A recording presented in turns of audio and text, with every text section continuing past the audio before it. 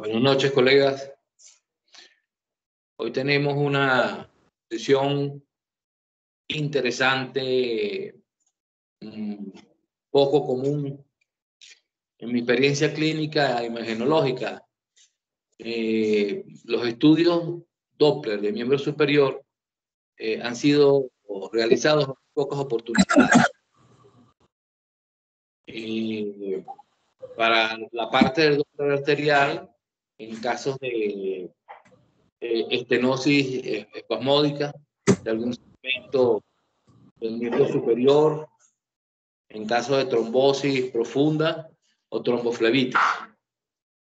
Las características Doppler son similares para miembros superiores, miembros inferiores y algunos vasos del organismo. Las estenosis tienen la misma cuantificación, los mismos porcentajes. Los estudios se realizan en forma sagital y longitudinal de los diferentes segmentos. Tenemos variaciones en algunos de los vasos arteriales o venosos. El Doppler de miembro inferior es un estudio ecográfico con moderada sensibilidad y especificidad, con un valor predictivo positivo de un 80-90%. Tenemos en esta imagen, en modo espectral, una onda espectral trifásica, con su componente anterógrado sistólico ventricular, un componente de reflujo que se relaciona con la resistencia periférica y un componente anterógrado diastólico tardío. Un flujo preestenótico que se observa como picos sistólicos bajos y velocidades sistólicas bajas. En la zona de la estenosis, ya sea por placas duras o otro tipo de lesiones, observamos picos sistólicos elevados, con el componente de reflujo ausente y velocidades sistólicas elevadas. Y en el flujo postestenótico observaremos el flujo parvus tardus, que es un componente sistólico con picos sistólicos bajos y un componente diastólico pequeño, corto. Esta imagen la vamos a observar a repetición en zonas de estenosis estenóticas, intraestenóticas y postestenóticas. Esta valoración arterial se repite y podemos lograr con cierta sensibilidad detectar estas estenosis en los miembros superiores. ¿Cuáles son las indicaciones de un Doppler arterial en miembro superior? Dolor, parestesias, palidez o frialdad por vasoconstricción o estenosis en alguno de los segmentos arteriales. En caso de traumatismos con o sin fracturas. Un traumatismo que lleva a una fractura puede producir un desplazamiento de los segmentos proximales y distales y producir una compresión extrínseca de un vaso arterial, llevando a su estenosis. Incluso un síndrome compartamental, producto de la fractura o producto de una iatrogenia por una colocación de un yeso completo, puede llevar a producir estenosis severa y en algunos casos isquemia y necrosis de un miembro por una férula, no férula, un yeso completo circular en la zona de la fractura. En casos de heridas cortantes, penetrantes o por arma de fuego, para descartar la presencia de rupturas o presencias de aneurismas o pseudoaneurismas en la zona lesionada. En casos de ausencia o disminución de pulso por una arteriopatía periférica oclusiva severa, en casos de variantes de gradientes de presión de un miembro a otro o de un segmento a otro del miembro superior, en el pre y postoperatorio de fístulas para hemodiálisis, para observar las características de entrada y salida del flujo arteriovenoso, la exploración del cuello de la fístula, las velocidades altas en esa salida de esa fístula para hemodiálisis.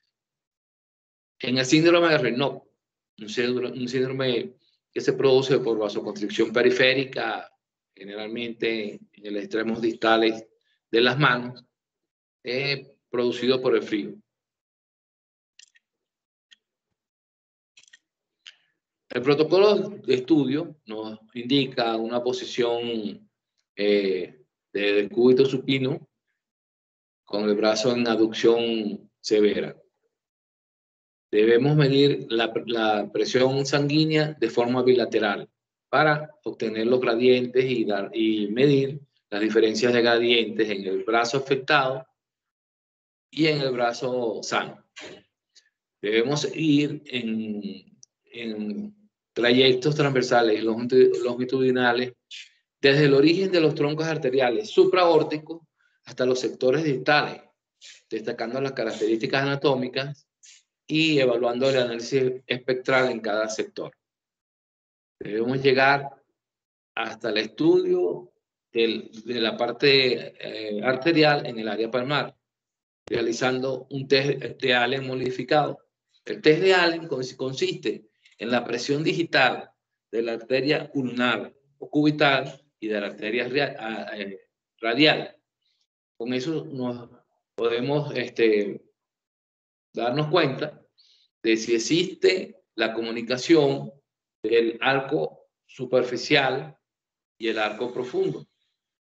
Entonces, el test de Allen es alternar la compresión de las arterias cubitales y radiales distales para observar los cambios isquémicos en la mano. En caso de compresión de uno de estos dos vasos y observar modificaciones por palidez, por cianosis, nos estaremos dando cuenta de una ausencia de la comunicación de los planos superficiales y profundos arteriales de la mano. Para explorar las arterias digitales en caso de vasoespasmo, en caso de una punción fallida, en caso de una toma de gases arteriales. En maniobras especiales en caso de compresión del estrecho torácico. El paso de la arteria subclavia en la zona intermedia entre el escaleno anterior y medio y comprimido también por la clavícula, va a producir compresión del paquete básculo nervioso, arterio venoso y de la rama nerviosa de la zona, produciendo isquemias, parestesias en el brazo afectado por este fenómeno anatómico. La anatomía arterial la vamos a evaluar desde la región de la zona supraclavicular, infraclavicular, región axilar, región de la arteria braquial, en su segmento proximal medio distal, en la bifurcación de la arteria radial y la arteria cubital, y en los planos palmares profundos y superficiales. Cada uno de estos segmentos va a tener velocidades distintas con desviaciones estándar distintas, y en caso de aumento de estas velocidades nos estaremos dando cuenta de zonas estenóticas leves, moderadas o severas, ya sean por lesiones intraluminales, por lesiones penetrantes o por compresiones extrínsecas. La arteria subclavia en anatomía abandona el tórax por encima de la primera costilla, por detrás de la clavícula y entre los músculos escalenos anterior y medio. La vena va anterior al músculo escaleno anterior y el plexo braquial va junto a la arteria. La arteria subclavia cambia el nombre al pasar la primera costilla y se llama arteria axilar. La continuación de la arteria axilar será la arteria braquial, que a nivel del codo se bifurca y da lugar a la arteria radial y cubital. A grandes rasgos, son los pasos anatómicos a seguir o los segmentos anatómicos a seguir para hacer una evaluación Doppler arterial de un miembro superior. En esta imagen tenemos la imagen del dibujo esquemático del arco palmar superficial y el arco palmar profundo, que tienen comunicación y que nos permite prever la posibilidad o no de una isquemia o necrosis por sección de la arteria cubital o la arteria radial. La arteria radial termina en el arco palmar profundo y la cubital desemboca en el arco palmar superficial. Presentan vasos comunicantes entre ambos arcos. El test de Allen nos ayuda a clarificar si existen esos vasos comunicantes y si tenemos oportunidad de claudicar, de cerrar, de clipar la arteria radial o la cubital en caso de una sección completa de estos vasos. Realizamos el rastreo en modo B, en modo color y en modo espectral de las arterias del miembro superior. Iniciamos a nivel de la arteria subclavia con un abordaje supraclavicular, infraclavicular o desde la escotadura external para valorar este segmento desde su origen hasta la arteria axilar. Con un abordaje anterior, la arteria axilar se encuentra por debajo de los músculos pectorales mayores y menores y se va haciendo superficial, transformándose en la arteria axilar, que a su vez en su segmento distal se llamará arteria braquial. Esta arteria braquial gira hasta situarse en la cara anterior del húmero y después del codo se bifurca en radial y cubital.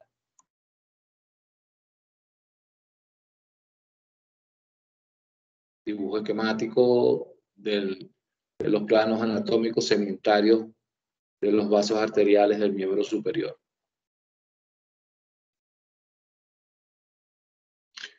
La exploración se realiza con el brazo en hiperabducción, separado completamente del tronco. Y podemos hacer una compresibilidad limitada en la subclavia. Podemos aumentarla en la fosa de Monreimer. Debemos hacer una valoración rápida de la vena yugular interna. Analizar el espectro Doppler en plano longitudinal para excluir oclusión central por lesiones endoteliales que disminuyan la luz del vaso. Se puede valorar al Doppler espectral con las maniobras de Valsalva o sniffing, inspiración profunda y rápida. Significa sniffing. Y las maniobras de Valsalva, compresión del abdomen para lograr visualizar reflujo o disminución del flujo en algunos segmentos. La arteria subclavia la exploramos en plano transverso desde la fosa supraclavicular superior a la vena subclavia. Se va a localizar superior a la vena subclavia. Y en longitudinal desde su origen a su tercio distal. La arteria axilar se origina desde la fosa de Monreimer, desde la pared costal hasta el borde del músculo redondo mayor, en su compartimento posterior del hombro. La arteria braquial se localiza en la cara interna del brazo hasta la cabeza del radio. Y las radiales y cubitales son bifurcaciones de la arteria braquial. ¿Qué valoramos en una escala de grises? Ausencia de ecos en el lumen de los vasos, en la luz de los vasos.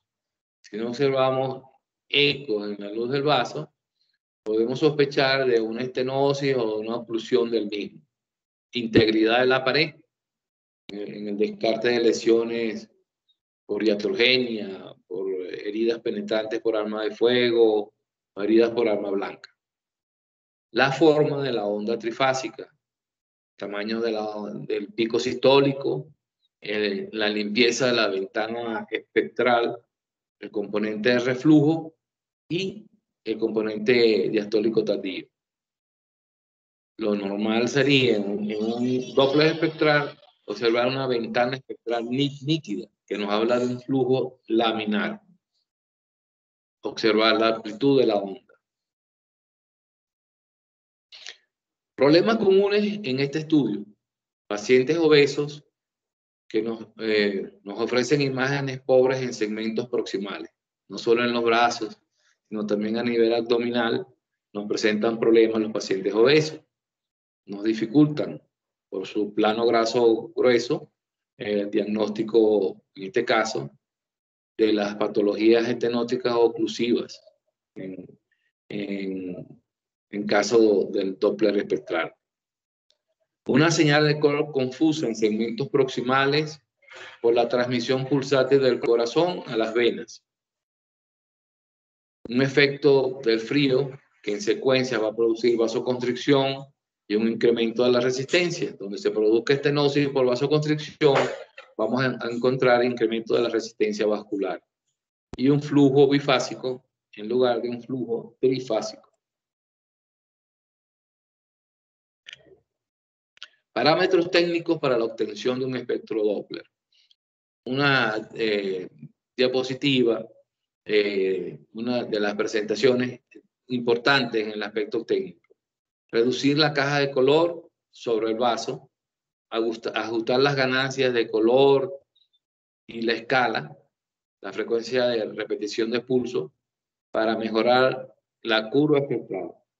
Ajustar el focus, buscar un buen ángulo, que siempre será menor a 60, obtener un volumen de muestra en la luz del vaso no mayor a 2 milímetros, y como ya les dije, un ángulo no mayor de 60 grados. Bajar la línea base para mejorar la imagen del Doppler espectral, de la curva espectral. ¿Qué observaremos en arterias normales? Un espectro trifásico, con los segmentos ya explicados, que se puede volver monofásico en condiciones normales como el ejercicio y con el calentamiento del miembro superior. Los valores normales de velocidad sistólica varían según la temperatura de la piel. Por vasoconstricción y disminución del flujo, vamos a observar aumento de la velocidad sistólica. No hay criterios de velocidad o índices para valorar la severidad de la estenosis en algunos casos. ¿Complejo trifásico? Sí. Tenemos un pico sistólico con una ventana espectral libre, una imagen de reflujo que se corresponde con la vasoconstricción periférica y un complejo diastólico tardío, un poco corto, pero normal. Esto es un complejo trifásico normal en el Doppler espectral. En distintos segmentos observamos la misma imagen. La imagen de una curva trifásica más definida, con un componente diastólico tardío más amplio, y nos ubicamos en distintos segmentos de proximal a distal con una onda o curva espectral normal. En este caso observamos una curva espectral con una velocidad o pico sistólico elevado por encontrarse en una zona de estenosis. Aunque se mantenga la ventana espectral, desapareció el componente de reflujo.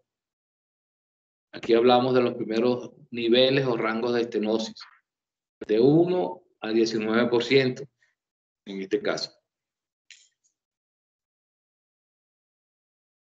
Hallazgos anormales en modo B, engrosamiento de la pared por hiperplasia de la íntima o calcificaciones, difusas o localizadas en la pared de los vasos.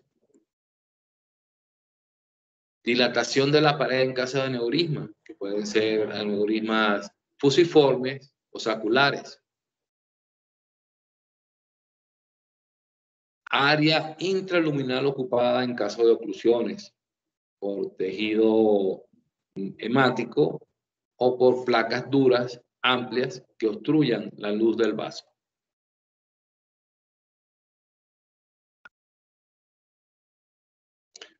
Las arterias que presentan segmentos anormales van a presentar en la estenosis un aumento de la velocidad sistólica por la disminución del diámetro del vaso, una turbulencia postestenótica,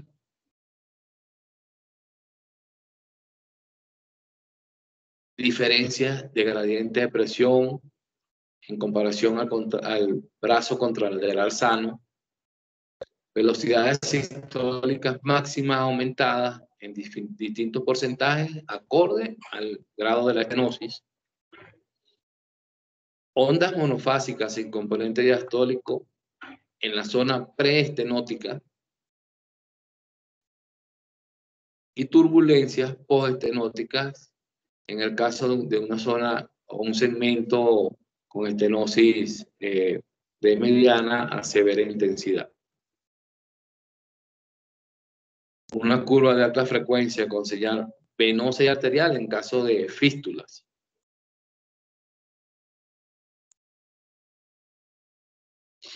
Imágenes en escala de grises, donde observamos múltiples calcificaciones en la íntima media de la arteria humeral. Aquí podemos expresar esto como una arteriosclerosis de leve a moderada en la arteria humeral. Causa de estenosis en distintos grados, de acuerdo al tamaño de las placas.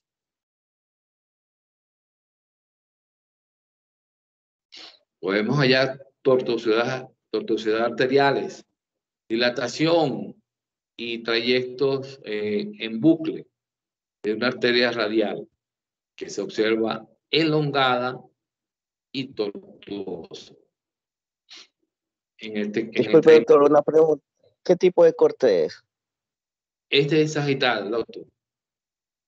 Este es un corte sagital. Okay. El corte sagital nos permite ver ambas paredes, nos permite ver longitudinalmente el segmento evaluado. Y esta es una de las patologías bastante raras, una tortuosidad arterial. Una dilatación y un trayecto irregular del segmento afectado.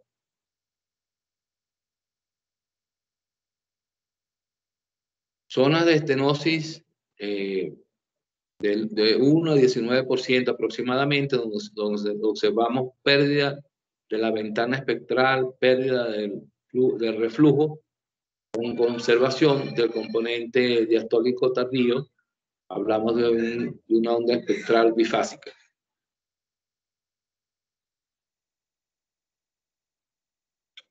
En el estudio del Doppler arterial del miembro superior, es necesario realizar un índice tobillo-brazo. Esto nos sugiere las posibilidades de estenosis a realizar el estudio índice tobillo-brazo, que es un estudio bastante sencillo y que identifica de forma precoz la enfermedad arterial periférica, aún en pacientes asintomáticos. Esto nos permite realizar recomendaciones para disminuir su progresión y mejora la estratificación del riesgo. Mejora la clasificación del paciente de acuerdo a los valores del índice tobillo-brazo que consigamos. Y nos orienta hacia la búsqueda de enfermedad arterial en otros territorios. Porque el índice tobillo-brazo lo realizamos en la región de la arteria braquial, en distintas tomas, y en la región del tobillo sobre la arteria tibial posterior y la arteria pedia.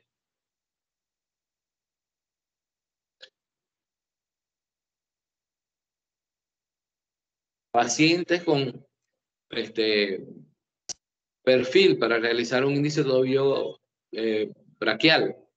Todos aquellos pacientes con síntomas con el ejercicio. Hablamos de claudicación, de dolor en la bipedestación y en la caminata o en la carrera.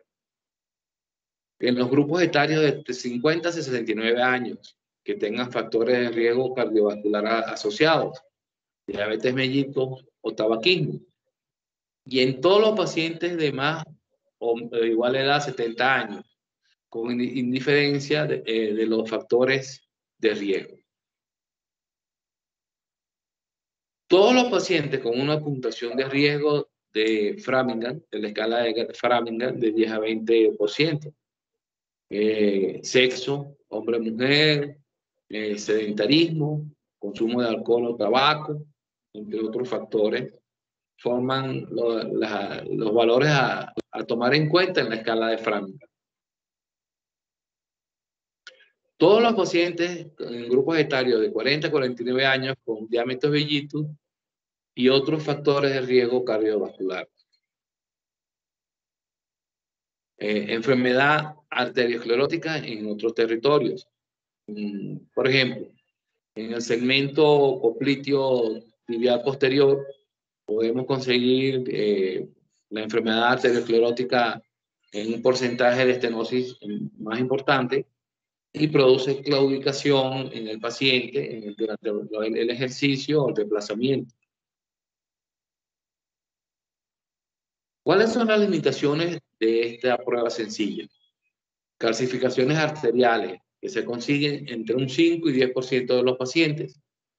Pacientes con diabetes que presenten calcificación de la capa media arterial o esclerosis de Monckeberg, que es calcificación de la capa media.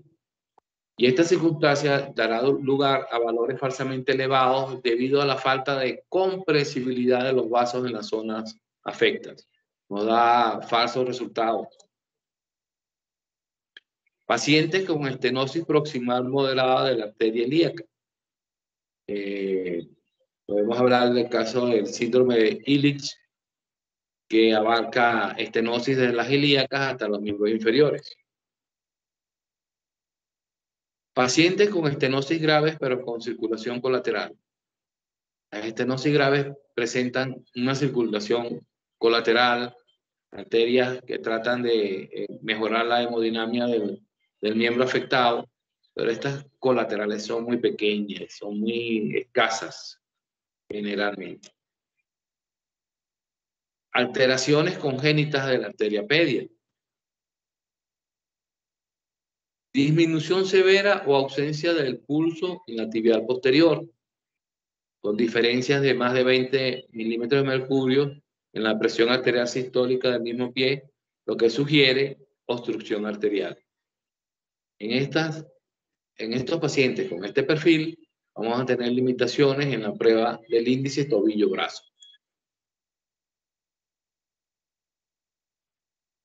El material necesario para realizar un adecuado índice tobillo-brazo es un Doppler continuo portátil con una sonda de 8 a 10 MHz, un esfigmomanómetro o tensiómetro con manguito de 12 por 40 centímetros y la prueba nos puede consumir o llevar de 20 a 30 minutos. En caso de sospecha de patología arterial, junto con el examen clínico del paciente, se debe realizar la medición del índice tobillo braquial, con el cual se comparan las presiones braquiales con respecto a las presiones en los miembros inferiores. Se coloca el brazalete con la zona de atención en la región braquial interna, medial de los brazos, y en la región del tobillo, en la zona de la tibial posterior, en el maléolo medial, su región posterior, o en la zona pedia, en el compartimiento anterior. Colocamos el registro o tomamos el registro de la arteria braquial en múltiples oportunidades. El Doppler nos amplifica el sonido para localizar la arteria, tanto en el brazo como en el pie, para realizar las mediciones. Colocamos el manguito en la parte superior del brazo. Superamos en 20 miligramos la presión arterial sistólica, donde observamos ausencia del flujo. Desinflamos lentamente el manguito y la presión arterial sistólica corresponde al momento de la reanudación del flujo. Realizar el mismo procedimiento en el otro brazo y elegir la presión arterial sistólica del brazo más elevado. En el tobillo tratamos de localizar manualmente con los dedos, con el mecanismo digital, el pulso de la arteria pedia o de la arteria tibial posterior. Y tratamos de localizar el sonido del pulso con la sonda Doppler. Colocamos el manguito en el tobillo e insuflamos 20 milímetros de mercurio por encima de la presión arterial estimada para el segmento. Desinflamos lentamente el manguito hasta que aparezca el sonido del pulso y ahí tomamos esto como la presión arterial sistólica del tobillo. Realizamos 3 tomas separadas entre 1 y 2 minutos seleccionando la mayor presión arterial sistólica. Esta presión arterial sistólica la vamos a tomar en ambos tobillos, tanto de la arteria pedia como de la tibial posterior. Realizamos el procedimiento en ambos tobillos y registramos los valores. Interpretación del índice tobillo-brazo. Un índice tobillo-brazo menor de 0.9 es sinónimo de enfermedad arterial obstructiva periférica, aunque un alto porcentaje de estos pacientes estén asintomáticos. Y tenemos una clasificación. De 0.9 a 0.70, la enfermedad arterial periférica es leve. De 0.69 a 0.50 es moderada. Y menor a 0.5 es severa, lo que habla de una isquemia crónica. La observamos en la diabetes mellitus avanzada, en la síndrome de Letichet y en algunas otras patologías obstructivas crónicas. En personas sanas, el índice tobillo-brazo es de 1 a 1.3. En caso de sospecha, necesitaríamos otras exploraciones complementarias, tal es el caso del Doppler arterial. Un índice tobillo-brazo mayor a 1.3 es indicativo de calcificación arterial, sobre todo en personas de edad avanzada con patologías sobreagregadas como diabetes mellitus o enfermedad renal terminal.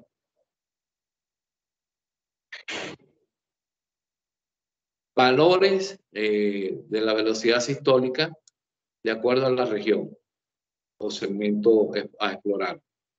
En este caso, de la arteria subclavia y axilar, hablamos de una velocidad sistólica de 100 con una desviación estándar de más o menos 46.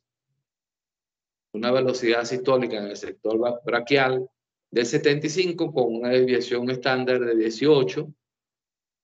Una velocidad sistólica de la arteria radial de 57 con una desviación estándar de 16. Y una velocidad sistólica cubital de 66 con una desviación estándar de más o menos 27. A mayor diámetro, mayor flujo, mayor velocidad.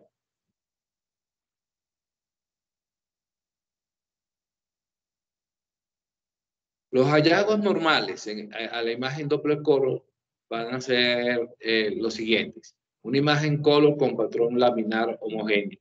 Observamos un color uniforme, sin zonas de aliasing o de cambio de color, de tonos de color endoluminales. En caso de perturbación de flujo, observamos turbulencia.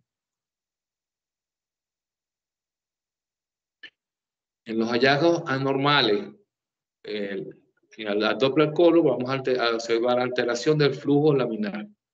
Ya no observaremos un flujo homogéneo de un solo color rojo, sino variantes o estratificaciones del color rojo en su interior o un flujo francamente turbulento.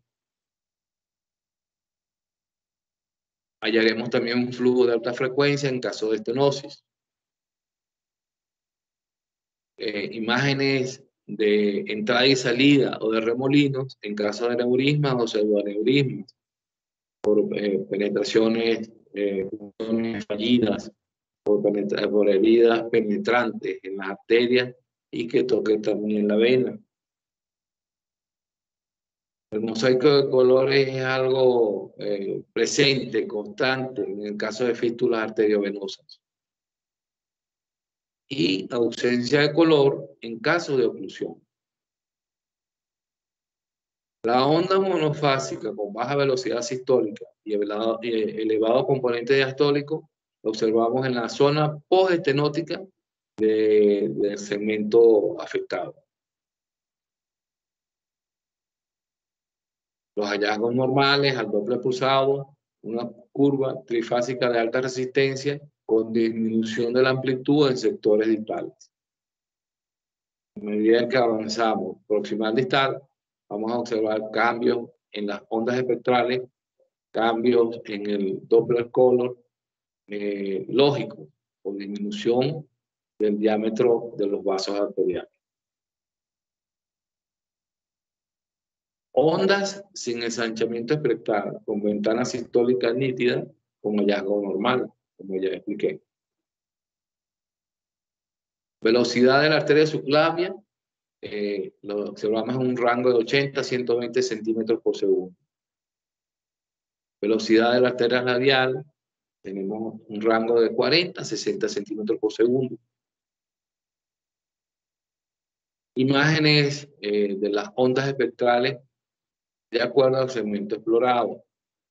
En este caso tenemos la subclavia, la arteria axilar, la arteria braquial, la arteria radial y la arteria cubital. A medida que vamos descendiendo, la onda espectral se hace más pequeña, los picos sistólicos y las velocidades se hacen más pequeñas por disminución del diámetro de los vasos. Comenzamos el estudio del miembro superior desde la región supra o infraclavicular, donde vamos a observar nuevamente al Doppler color, un llenado laminar completo. En este caso hay una zona de sombra acústica por hueso, por la sombra de la clavícula.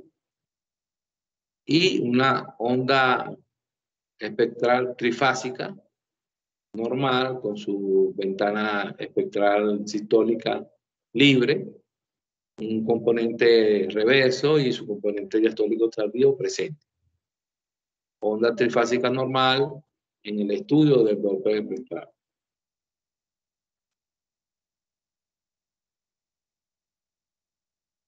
El trayecto de la subclavia la podemos hacer en forma longitudinal hasta que desaparece por debajo de la clavícula. Las distintas velocidades las vamos a observar en disminución desde el segmento proximal al segmento distal del brazo, del miembro superior. En este caso, hay pequeñas estenosis en la subclavia, lo que hace variar la morfología de la curva espectral. Una estenosis por placas duras endoluminales que disminuyen el flujo en la zona, provocando una zona de estenosis de moderada a severa, con cambios distintivos de la morfología espectral preestenóticos y en la zona de estenosis. El índice de pulsatilidad, por supuesto, va a estar elevado en zonas de estenosis. El índice de resistencia también va a estar elevado en la zona de estenosis, en este caso de la arteria radial. La velocidad picosistólica está elevada. Y eso se observa en la zona de estenosis, donde está colocada la muestra.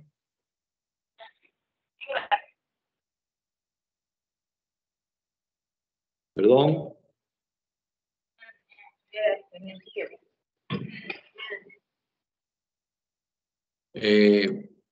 Distintas formas de las curvas espectrales de acuerdo a la zona evaluada. Se conserva la onda trifásica, ya sea en vasos de mayor calibre o en vasos de menor calibre, pero las velocidades sistólicas van disminuyendo. Se conserva la morfología espectral habitual, pero los picos sistólicos y las velocidades sistólicas disminuyen a medida que disminuye el diámetro del vaso evaluado. Un esquema de una zona de estenosis con el flujo proximal que puede ser normal, y en la zona preestenótica disminuida su velocidad sistólica con ausencia del componente diastólico. En la zona propiamente de la estenosis vamos a observar un aumento severo de la velocidad sistólica con ausencia del componente diastólico por insensibilidad de la zona, y una morfología postestenótica tipo parvus tardus en la zona de salida de la estenosis. ¿Hay alguna pregunta o inquietud hasta el momento? No, Doc. Gracias. En esta lámina tenemos la distribución de acuerdo al diámetro del vaso. Lo normal es que observemos una onda trifásica sin ensanchamiento de la ventana espectral. Cuando hablamos de una reducción del 1 al 19%, las ondas trifásicas van a presentar un mínimo ensanchamiento de la ventana espectral con una velocidad sistólica aumentada en un 30% con respecto al segmento preestenótico. Las ondas distales de las curvas espectrales son normales. Cuando hablamos de una reducción del 20%, observamos que se mantiene la onda trifásica, pero desaparece el componente de inversión. Hay un marcado ensanchamiento espectral, desaparece la ventana espectral, y las velocidades están aumentadas, en este caso, del 20 al 49%, entre un 30 y el 100%. Se mantienen las ondas proximales y distales normales. Cuando el flujo es severo, su reducción, su estenosis, las ondas se vuelven monofásicas. Hay pérdida de luz, hay un ensanchamiento espectral intenso, hay un aumento de la velocidad sistólica mayor al 100% en relación al segmento proximal, y la onda distal monofásica con reducción de la velocidad sistólica. Onda tipo parvus tardus. En la oclusión no observamos flujo dentro del segmento arterial afectado.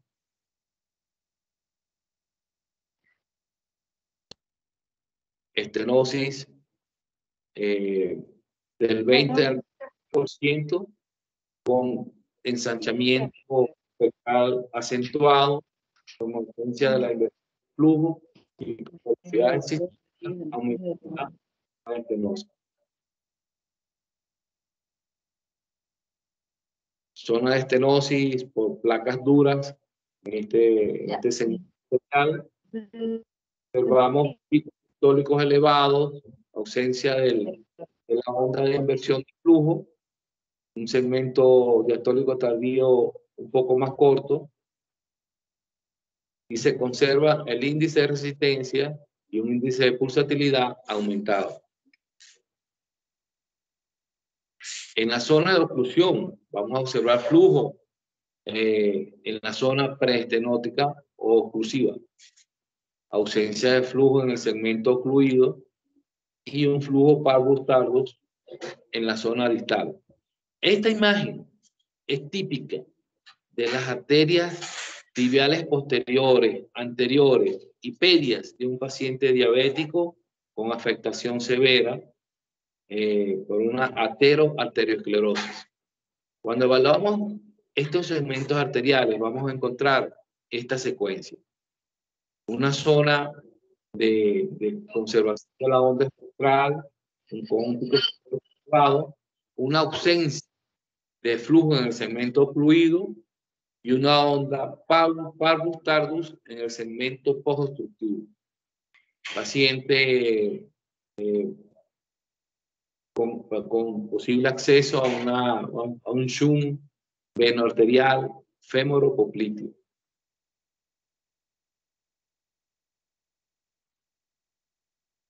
Imagen en Doppler color de una trombosis de la arteria humeral.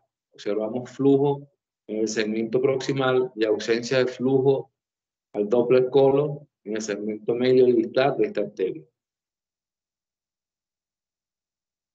La enfermedad de Raynaud nos habla de gradientes de presión digitales braquiales menores a 20 miligramos de mercurio. Hay una reducción mayor del 20% en el flujo, en la velocidad sistólica, en la presión digital después de la exposición al frío. Esta patología es frecuente en mujeres de 50 a 70 años, con mayor proporción que los hombres, y es evidente en su contacto con el hielo o con clima frío, la cianosis o palidez de las manos ante la exposición a estos factores. La curva digital normal se altera al estimular con frío, lo que indica vasoespasmo. Y puede producirse incluso ausencia de curva si hay oclusión. Imagen de una foto de un paciente con síndrome de Raynaud, donde observamos isquemia en las zonas distales de los dedos, producto de la vasoconstricción distal. Aumento del flujo y pico sistólico en las zonas estenóticas, incluso casi con oclusión de los arteriales de la palma de la mano. En esta imagen observamos una fístula arteriovenosa por punción. La zona de contacto arteriovenosa braquial o cuello produce este componente espectral de entrada y salida severa, turbulenta, con un componente sistólico y diastólico similares. Y en este caso diagnosticamos una fístula arteriovenosa con el antecedente de una herida penetrante, de una iatrogenia por punción en la zona braquial afectada. En esta imagen Doppler espectral observamos una fístula venosa radial para hemodiálisis, donde observamos un componente sistólico similares con un peso filiforme.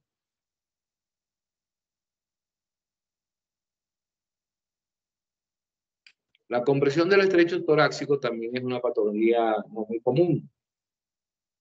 Se produce por compresión del paquete vasculonervioso subclavio, por su paso y compresión por los componentes escaleno anterior y medio musculares y la arteria en la zona de afectación. Haciendo maniobras de abducción severa, podemos producir la isquemia en el brazo o miembro superior. Y obtenemos curvas espectrales que varían de acuerdo a la posición o la separación, la abducción del brazo, observando modificaciones en sus componentes. Tenemos que descartar procesos oclusivos en estos casos de compresión del estrecho torácico. Puede haber ausencia o disminución del flujo color al ejecutar la maniobra de abducción amplia, intensa. Observamos el paso del paquete vasculonervioso entre los músculos escalenos anterior y medio, y esto lleva a un conjunto de síntomas tipo parestesia, tipo isquemia, por compresión espasmódica del paquete vasculonervioso.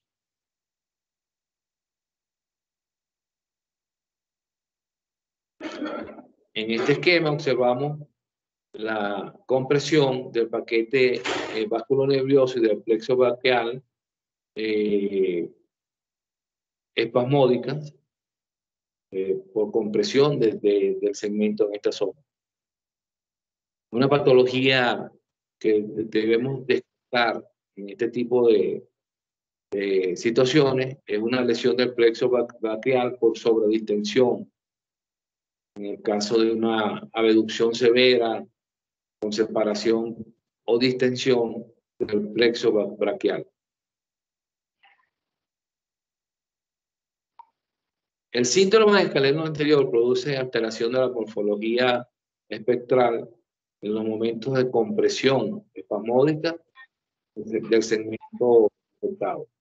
Produce inversión de flujo, produce disminución de los picos sistólicos en la zona afectada.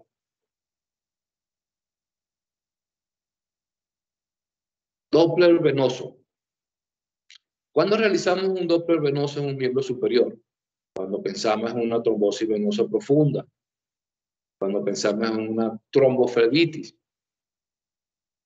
por iatrogenia, por funciones, por uso de vías venosas centrales. En la evaluación de acceso venoso para diálisis también se pueden formar trombosis. Para hacer un mapeo venoso previo a un bypass arterial o cirugía cardiovascular reconstructiva. En una evaluación venosa previa a un acceso venoso, en este caso de una vía venosa central. En las evaluaciones de trombosis venosa profunda en pacientes con tromboembolismo pulmonar. Y en seguimiento en pacientes con trombosis venosa previa, buscando recanalizaciones o la permanencia del trombo endoluminal sin recanalizaciones en su interior. Evaluación por dolor y edema en sitios de flebotomía. ¿Qué valoramos? El flujo y la ausencia de eco en el interior del vaso. La ausencia de compresibilidad del mismo. La funcionalidad de las válvulas. En el caso del cateterismo, la presencia o no del cateterismo. La compresibilidad con maniobras respiratorias. Y el Doppler espectral, un flujo bajo o curvas bajas son afectadas. Iniciamos el estudio desde la yugular interna en su porción craneal y caudal. En algunos casos podemos localizar la zona de interés o la zona afectada y después proceder posteriormente a seguir el protocolo, empezando por la yugular interna en sus porciones proximales. La vena subclavia evaluamos al igual que en el Doppler arterial en su porción medial, lateral y media axilar. La braquial igualmente la exploramos en sus 3 segmentos. En las bifurcaciones evaluamos la vena basílica que comienza en región braquial y se localiza también inferior al pliegue del codo y la cefálica. Generalmente el estudio concluye a nivel de la fosa cubital en la muñeca. La anatomía venosa comienza con las arterias radiales y cubitales, las arterias radiales, las axilares y la subclavia. Incluye también el tronco venoso brachiocefálico y el estudio especial o específico de las venas basílicas, cefálicas y basílicas del brazo. El mapeo lo buscamos desde su región proximal, desde la vena subclavia, pasamos a la vena axilar, seguimos con la braquial, las bifurcaciones de la basílica y la cefálica y las arterias radiales y cubitales.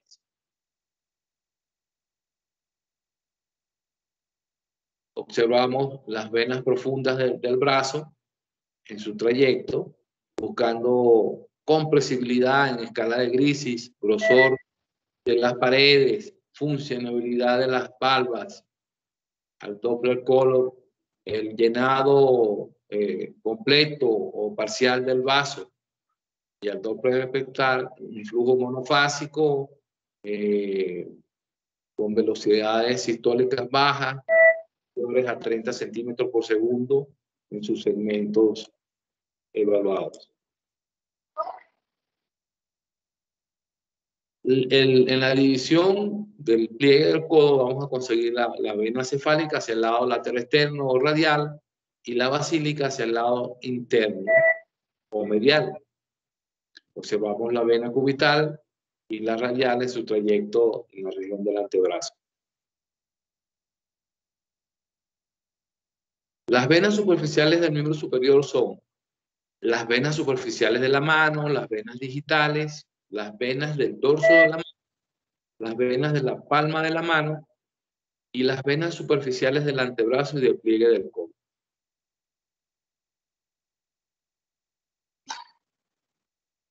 Los hallazgos normales en modo B son estructuras tubulares con paredes ecogénicas y luz anecogénica, puede ser pulsátil. Acompañan a la vena homónima en su trayecto y a las arterias también. En el caso de obstrucciones endoluminales pueden ser no colapsables, comprimibles. Una visión transversal, vemos la vena basílica hacia la región medial del brazo y la usamos como referencia el húmero para saber su posición y identificar la estructura vascular.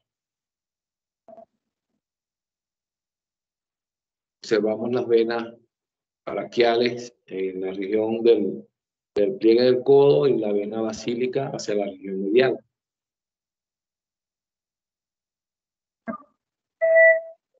Su proyecto en cortes transversales para visualizar o no lesiones endoluminales, fusiones o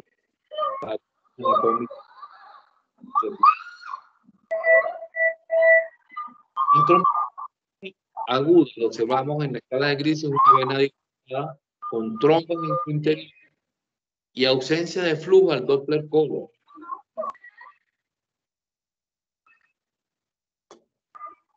Venas que muestra un ecodoppler, venas obstruidas con sedimento intraluminal anecogénico, lo que habla de una trombosis reciente. Y a la maniobra de compresibilidad no podemos producir compresibilidad de la estructura trombótica. Por favor, apagar los micrófonos.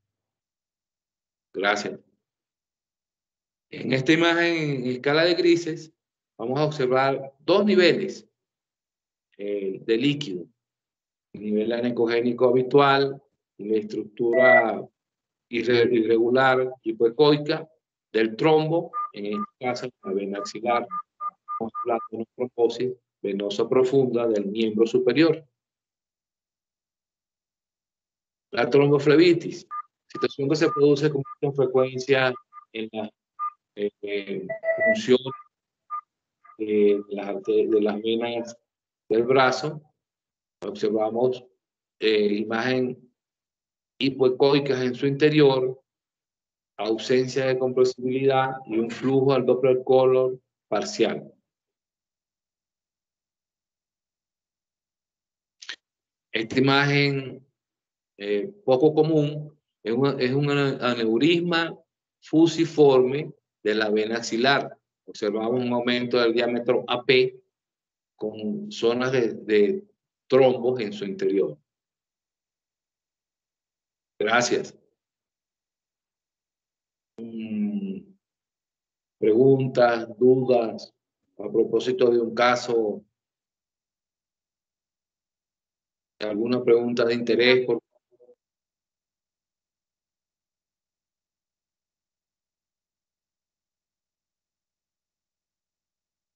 ¿Qué les parece el tema del Doppler del miembro superior interesante, no grato, difícil. Complicado, complicado.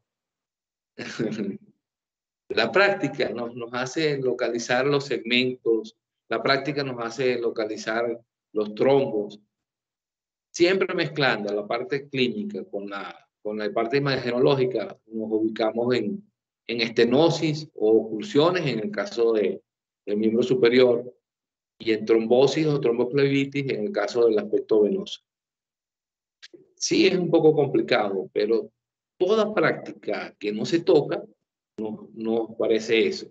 Una vez que iniciamos el proceso de aprendizaje práctico, teórico, empezamos a identificar patologías que se nos hacen interesantes, intercambiamos imágenes con colegas que manejan la parte imagenológica ecográfica.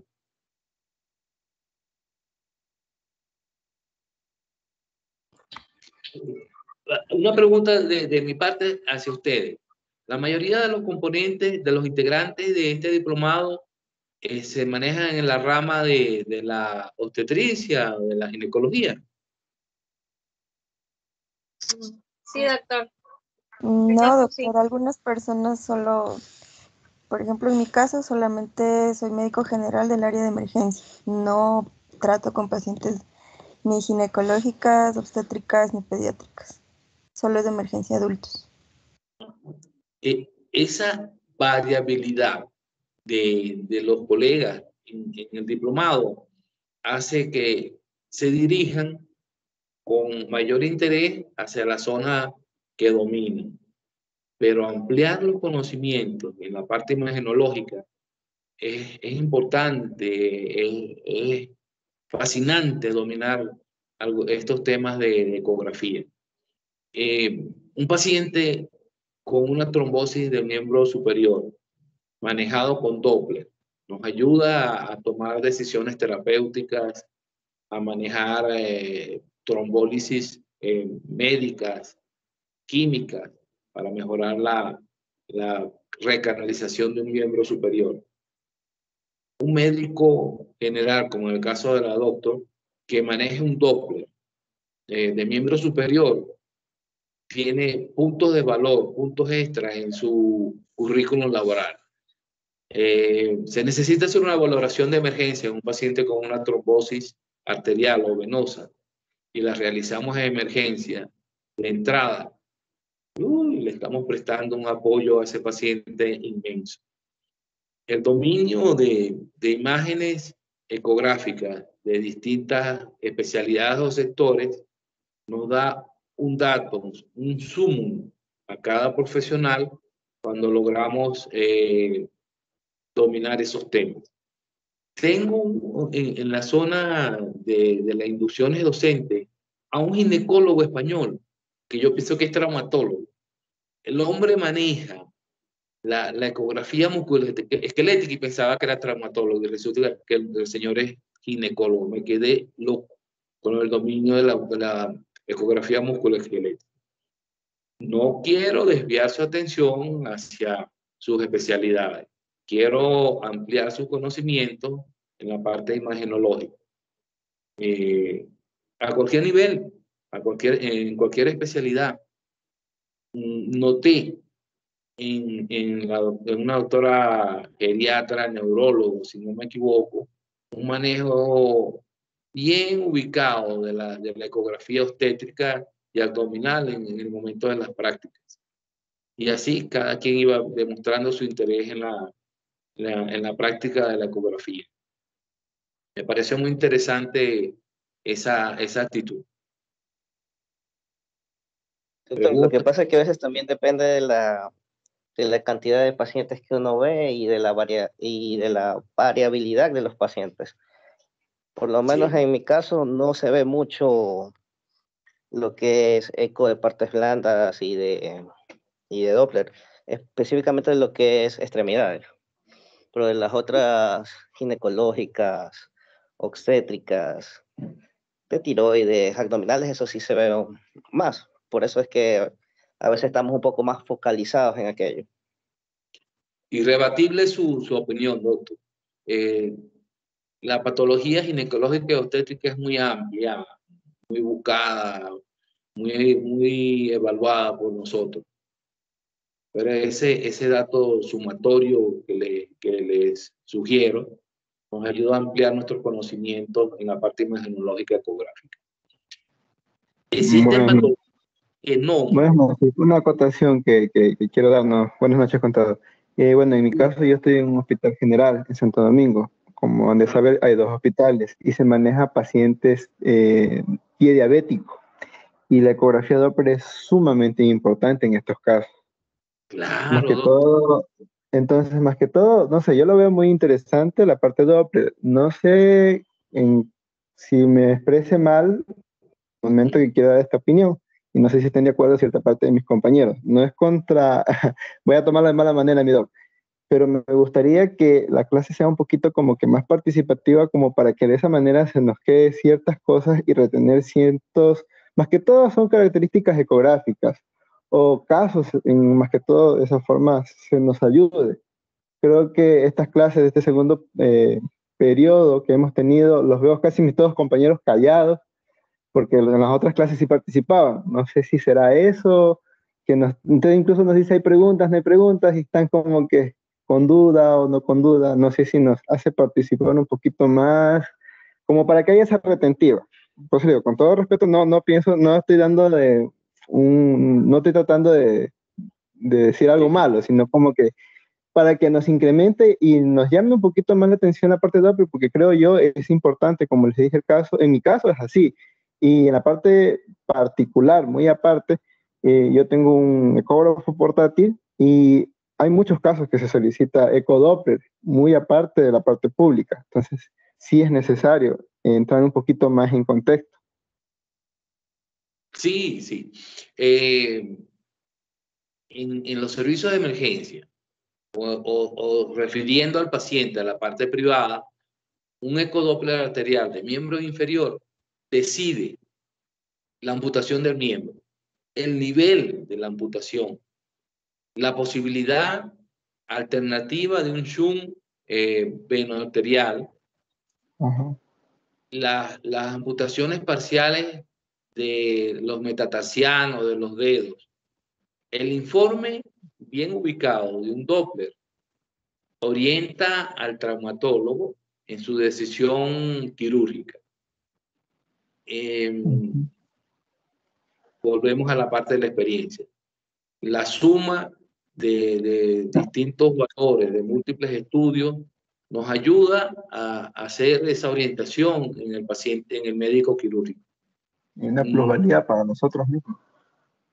Claro, y ahí para nosotros. La alteración desde la raíz del muslo o desde las ilíacas en un paciente diabético nos va a dar un valor pronóstico en ese estudio. La oclusión de las arterias ilíacas ya nos va a decir que ese paciente va a tener una arteriopatía periférica oclusiva severa, porque ya está comenzando en los grandes vasos los depósitos de artero y arteriosclerosis. Cuando hacemos el recorrido proximal distal, nos damos cuenta de estenosis que van aumentando, van haciéndose más severas a medida que vamos bajando desde la superficie, de la femoral superficial a las venas de la región poplitea o de la región anterior. Esa ausencia de flujo o estenosis severa ya da pie para decisiones quirúrgicas importantes.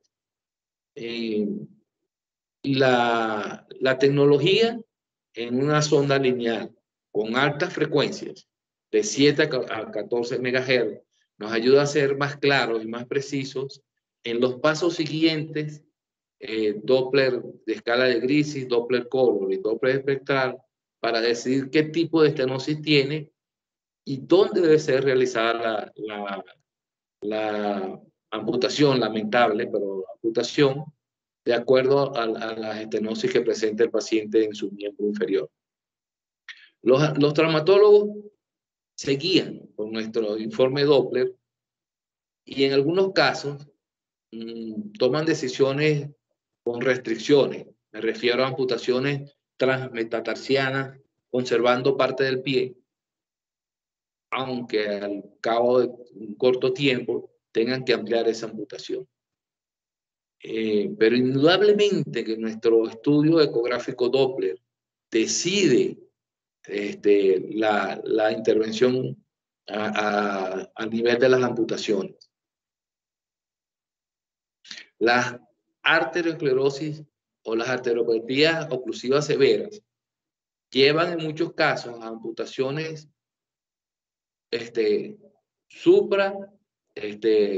rotulianas para acabar de una vez con la parte isquémica crónica con estenosis severa de un miembro. Por supuesto, la clínica también nos ayuda, esa cianosis, esa facelación del tejido del pie, de la pierna, ya nos está hablando de un pie diabético grado 4 o 5, que no tiene otra salvación, otra opción que la amputación suprarrotuliana. Buenas noches, doctor. Una pregunta.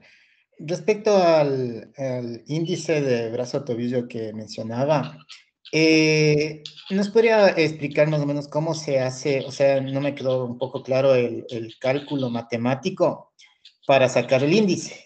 Y la colocación de la sonda, o sea, se le coloca la sonda que usted refería, el Doppler, pero en modo espectral para ir viendo conforme va habiendo flujo, voy a tener onda espectral. La sonda que utilizamos es solamente Doppler, es para localizar sonido. El esfingomanómetro o el tensiómetro tiene una zona que habla de la parte arterial, está indicada en el manguito, en el brazalete.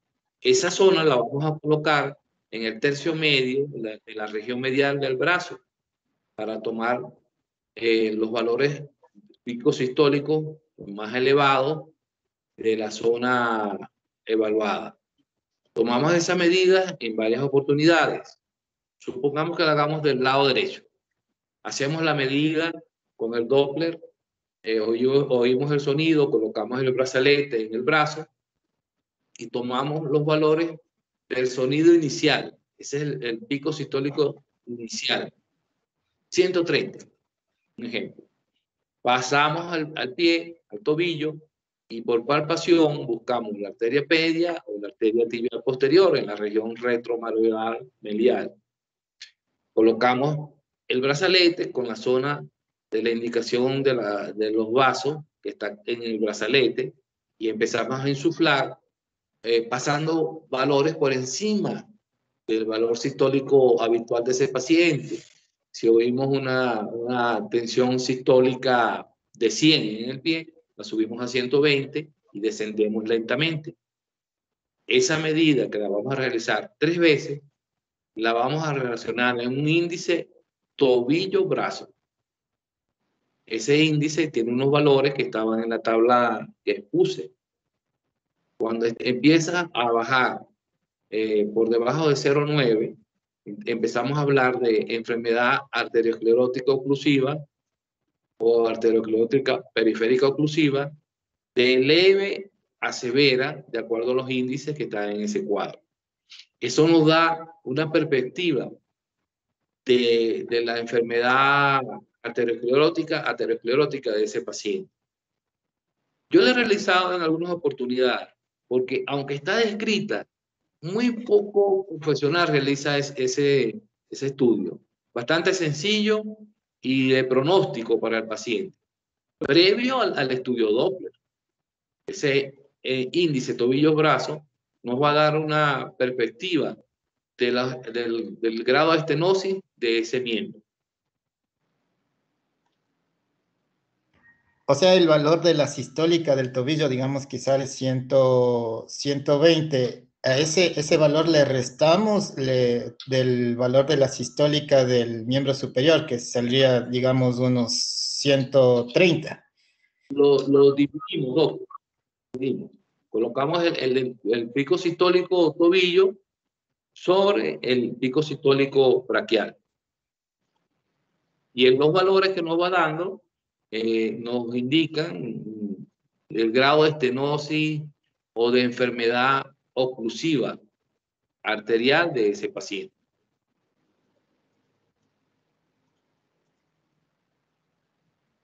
Hay que practicarlo para aprenderlo. Es bastante sencillo, pero hay que hacerlo para lograr una idea de ese valor, índice tobillo. Me parece que no lo habían oído nombrar.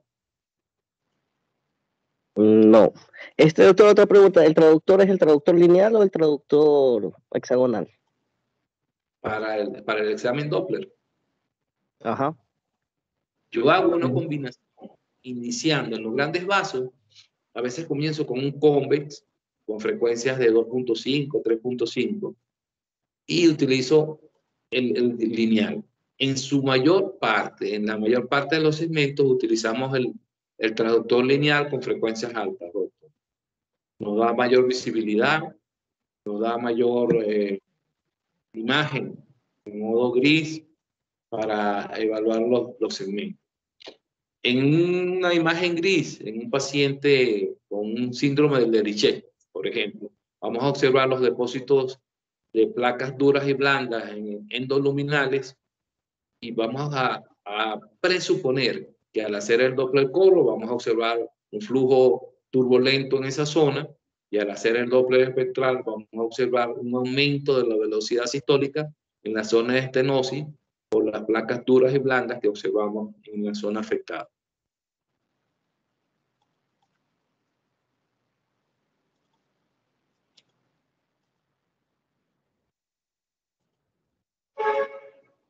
No es fácil el manejo del Doppler en las zonas distales. Los flujos se ponen o se localizan pequeños. Las ondas se localizan pequeñas.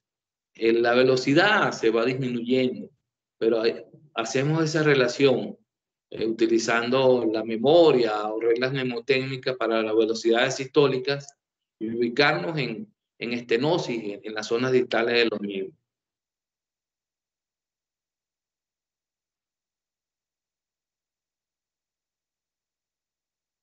He visto en situaciones de estenosis severa el famoso flujo parvus tardus postestenótico en muchas oportunidades.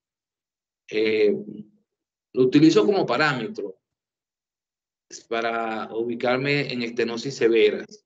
Esa curva espectral pequeña de un pico sistólico bajo, de un segmento diastólico pequeño que se observa en un flujo postestenótico de una estenosis severa. ¿Se han visualizado una estenosis parvus tardus postestenótica en algún caso?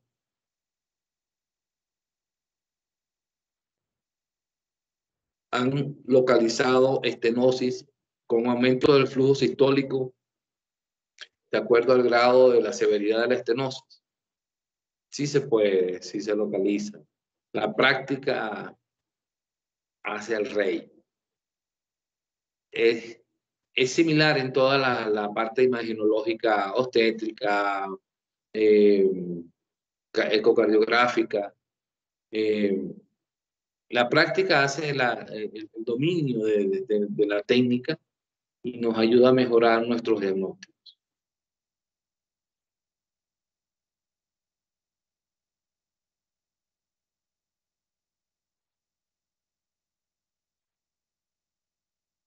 Más preguntas, por favor. Acotaciones.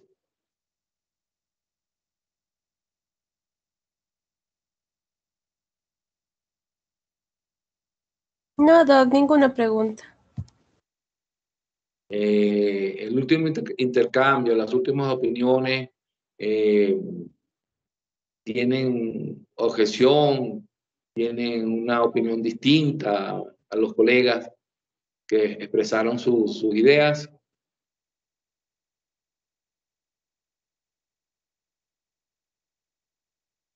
No. En algún momento va a existir la oportunidad de realizar estos estudios, comenzando por lo básico, conociendo a lo normal y pasando a lo patológico. Como toda imagen, ya sea rayos X, resonancia, y en este caso específico la ecocardiografía, tenemos que comenzar describiendo y conociendo lo normal para identificar lo patológico. Supongamos que tienen un equipo Doppler portátil, como comentó el doctor.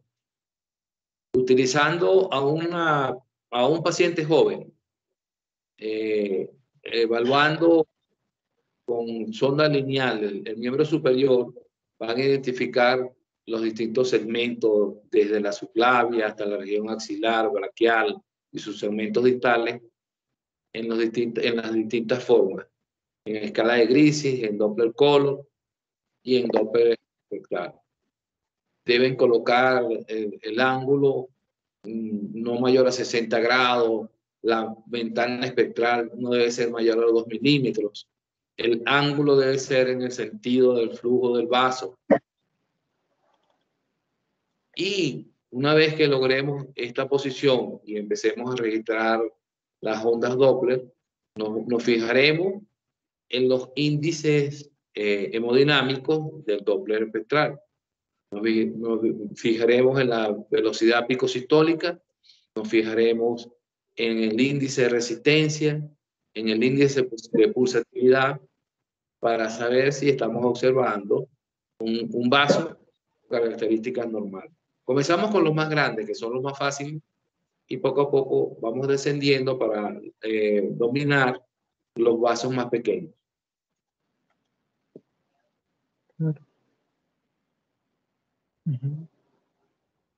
Sí, es muy importante eso.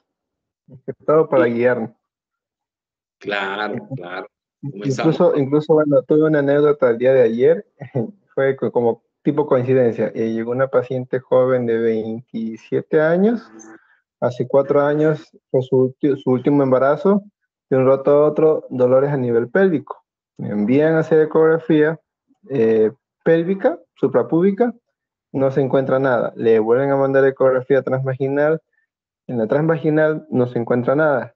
Pero a mí lo que me llama la atención es el dolor. Me voy un poquito más extenso a revisar con más a detalle y resulta que los vasos pélvicos, los laterales, no las arcuatas, sino las laterales que llegan hacia el útero, completamente dilatadas, con unas sístoles altas.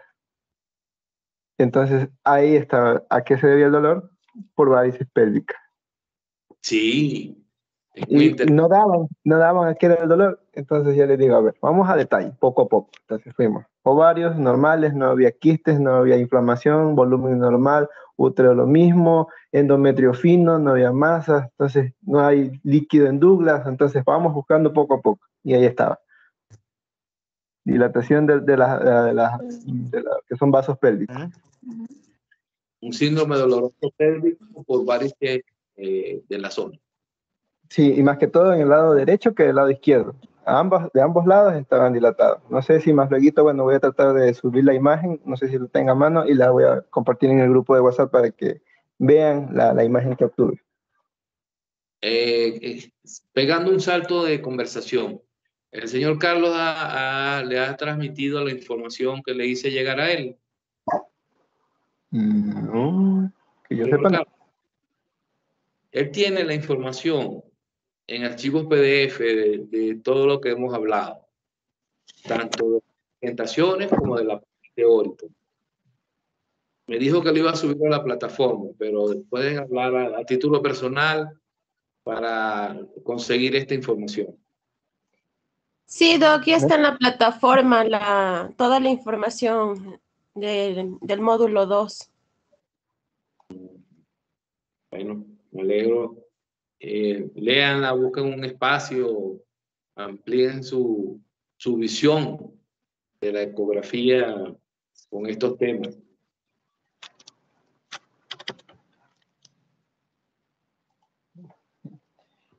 Toca sí o sí. El síndrome doloroso pelviano por varices pélvicas no es tan infrecuente. Siempre se observa con cierta toxicidad estas patologías venosas pélvicas. En personas jóvenes, no mucho, pero en personas mayores o de mediana edad sí se observa con frecuencia. Las varices pélvicas que producen un dolor crónico. A mí me llamó la atención más que todo fue por la edad. Y no era, había tenido un parto, no había tenido más parto. Entonces, no cuadraba muy bien, pero la evidencia estaba en la dilatación de estos vasos. Muy interesante la acotación, doctor. ¿Opiniones, por favor? Dormidos, con frío. Bueno, muchas gracias por su atención. Nos veremos mañana con Doppler de miembros inferiores y comentaremos, como estamos haciendo en esta jornada, al final, sus inquietudes y preguntas. Muchas gracias por su asistencia. Gracias, Doc. Gracias, Doc. Gracias. Hasta mañana. Gracias, Doc. Linda noche. Gracias, Doc. Para ustedes. Nos vemos mañana, si Dios. Hasta luego. Hasta luego. Hasta luego.